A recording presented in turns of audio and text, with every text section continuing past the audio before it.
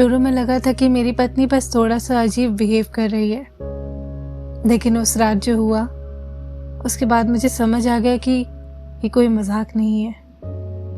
मैं बाथरूम में था, शावर चल रहा था और अचानक मुझे ऐसे लगा जैसे कोई मुझे देख रहा हो। पहले तो मैंने इग्नोर किया, लेकिन फिर नज़र अपने आप नीचे चली गई और वहीं पर्दे के नीचे से वो मुझे देख रही थी, झुकी हुई, आंखें पूरी खुली और चेहरे पर एक अजीब सी मुस्कान। वो सुहानी थी, मेरी पत्नी। हम पिछले 6 सालों से साथ हैं और शादी को करीब 1 साल होने वाला है। हमारा रिश्ता हमेशा नॉर्मल रहा।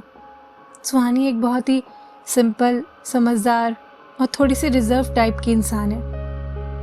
वो उन लोगों में से नहीं जो प्रैंक्स करते हैं या किसी को डराने में मजा लें।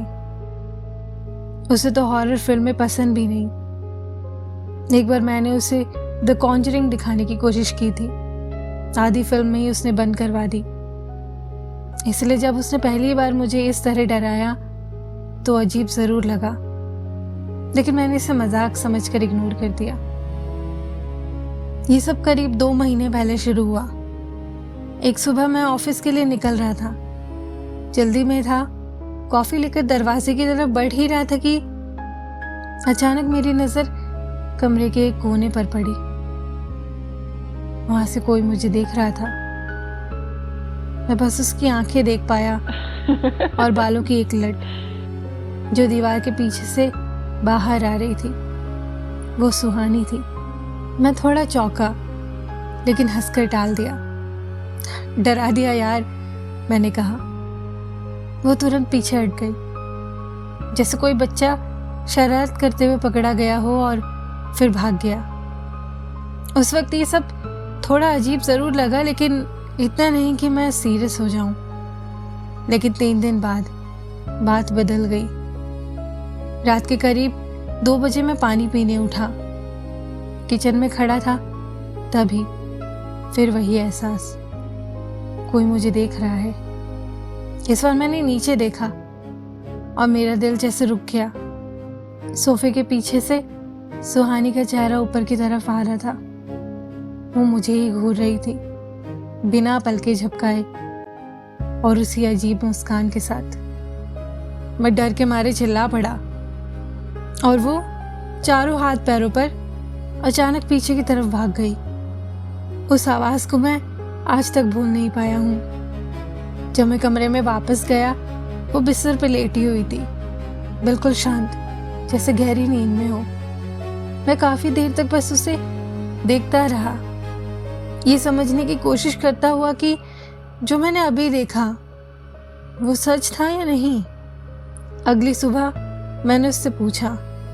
वो पहले कंफ्यूज लगी, फिर हंस पड़ी, ऐसे जैसे उसे कुछ याद ही नहीं हो। तुम भी ना, उसने हंसते हुए कहा। इतना डर जाते हो? मैंने भी बात वहीं छोड़ दी, लेकिन अंदर कहीं कुछ ठीक नहीं लग रहा था। उसके बाद ये चीजें बढ़ने लगी। कभी वो दीवार के पीछे से झांकती तो कभी पर्दे के पीछे से। एक बार तो वो पुराने संदूक के अंदर छिपी हुई मिली। हर बार वही मुस्कान, ना कुछ बोलती ना एक्सप्लेन करती, बस देखती रहती। धीरे धीरे मुझे उससे डर लगने लगा।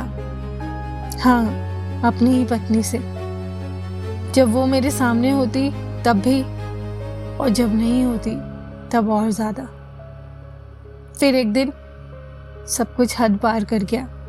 वो अपने दोस्त के घर गई हुई थी। मैं घर में अकेला था। रात को नहाने गया और जैसे ही शैम्पू धोने लगा, फिर वही एहसास। इस बार जब मैंने देखा, वो शावर के पर्दे के पीछे थी। उसका शरीर भीगा हुआ, बाल गीले, आंखें लाल और मुस्कान पहले से भी ज्यादा डरावनी। मैं चीख पड़ा, लेकिन वो हिली तक नहीं, बस मुझे देखती रही। कुछ सेकंड बाद वो धीरे धीरे पीछे हट गई और बाथरूम का दरवाजा धड़ाम से बंद हो गया। मैंने खुद को अंदर बंद कर लिया। करीब 1 घंटे तक वहीं बैठा रहा। मैं ओवर रिएक्ट नहीं कर रहा, पर मैं सच में बहुत डर गया था। जब बाहर निकलने की हिम्मत की तो सब शांत, लेकिन जैसे ही मैंने दरवाज़ा खोलने की कोशिश की, मुझे एक हल्की सी हंसी सुनाई दी। इस बार मुझे पता था वो कहाँ है, अलमारी के अंदर। छोटे से गैप से वो फिर मुझे ही देख रही थी। वही आंखें, वही मुस्कान, लेकिन इस बार कुछ और भी था। जैसे वो उन सबसे बेहद खुश हो। मैं भागा सीधे घर से बाहर, गाड़ी में बैठा और बिना पीछे देखे निकल गया। उस रात में अपने भाई के घर रुका। सुहानी के कई कॉल और मैसेजेस आए थे, लेकिन मैंने किसी का जवाब नहीं दिया। मुझे समझ नहीं आ रहा था कि ये सब क्या है, मजाक, बीमारी या कुछ और। अगली सुबह मैं उसे कॉल करने ही वाला था कि तभी फिर वही एहसास। मैंने धीरे से खिड़की की तरफ देखा और वो वहीं थी, बाहर खड़ी हुई, चेहरा कांच से चिपका हुआ, मुस्कुरा रही थी। और उस वक्त मुझे लगा जैसे वो पूरी रात से खड़ी है, वैसे ही मुझे देखते हुए। जल्दी मिलेंगे कहानी के अगले पार्ट के साथ। ध्यान रखिए। Thanks for watching.